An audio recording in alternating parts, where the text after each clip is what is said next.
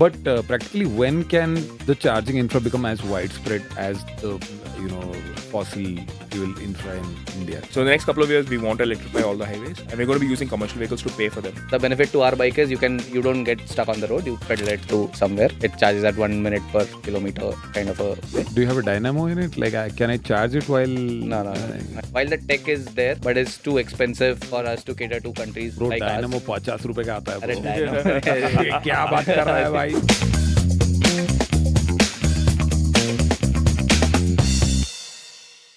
This was one of my concerns while trying to buy a car.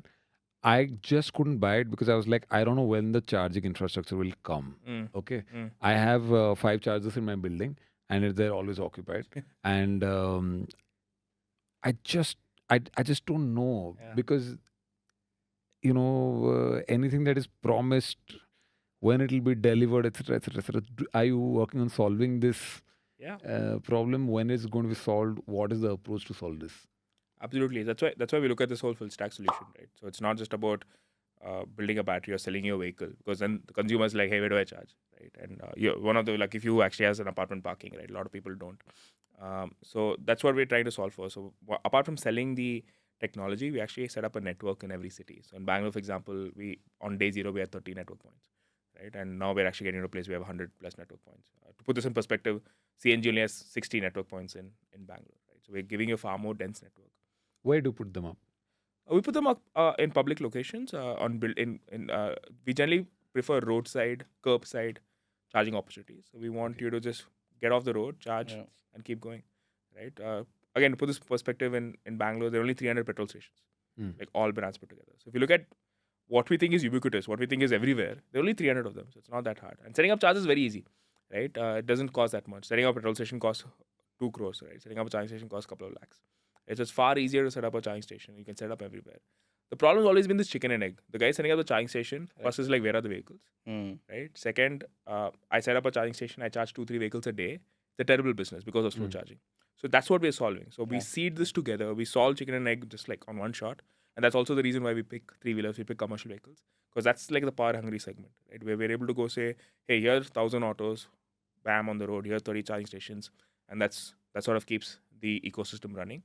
And that's how we solve it. And the consumer is happy because consumers like on day 0, hey, I've got a vehicle, the charge is 15 minutes, there's a network, there's an app, there's this whole ecosystem that allows me to do my business on a daily basis. And so that's what we solve.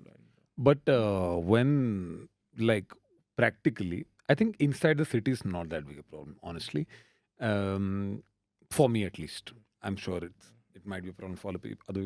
But practically, when can the charging infra become as widespread as the fossil fuel infra in India? Yeah, I think it's with every segment we're starting to see, like it started with 2-wheelers, right, which is fully intracity. Now we're starting to see 3-wheelers, which is also intracity. Now we're starting to have mini trucks and buses. So in this year, we're actually going to be electrifying highways, right? So we're going to have big charging stations along the highways. But like I said, we pick the beach segment, right? The beachhead segment. For us, commercial vehicles are the beachhead segment. Right. So in the next couple of years, we want to electrify all the highways, and we're going to be using commercial vehicles to pay for them. Like petrol stations on the highway that make a lot more money because they fuel buses and trucks than fueling cars. So cars have always, personal mobility is always latched on to the network that's being built by commercial vehicles, right? So we're taking a similar approach with electric chargers. So I can't set up 10 chargers and expect cars to come and charge and make money on that. It doesn't make sense. So we're actually building a network nationally on commercial vehicles. So we're launching a bus this year. And we'll get the golden quadrilateral, which is like the big quadrilateral, which is like pretty much where everyone drives. That's only like 6,000 kilometers. Right? Maybe every 100 kilometers we have to set up a charging station. That's 60 charging stations. That's not too hard. So I think in the next couple of years you'll see all of that go electric, and you'll be able to buy an electric car. I have been waiting, man. I just really want to buy it, but confidence is not coming. Maybe after this podcast. For our category, we solved this problem very fundamentally. When we started business in India, we realized people are not going to charge their bikes in the parking. They're scared. There's no infra. All the same problems, right? What we were discussing. We created a bike where you can just pull out the battery, charge like your mobile phone, like your laptop. How you do at home. Absolutely. The benefit to our bike is you don't get stuck on the road. You pedal it to somewhere. It charges at 1 minute per kilometer kind of a play. So you can actually charge it for 15 minutes, take it back wherever you want to in the home, and it gets as simple. So all our bikes comes with removable battery. Charge it like a mobile phone. Do you have a dynamo in it? Like, can I charge it while? No. I know that tech. While the tech is there, but it's too expensive for us to cater to countries Bro, like dynamo ours. 50 रुपए का आता है अरे bro. dynamo. ये क्या बात कर रहा है भाई? Revolving charging is quite expensive in the bikes.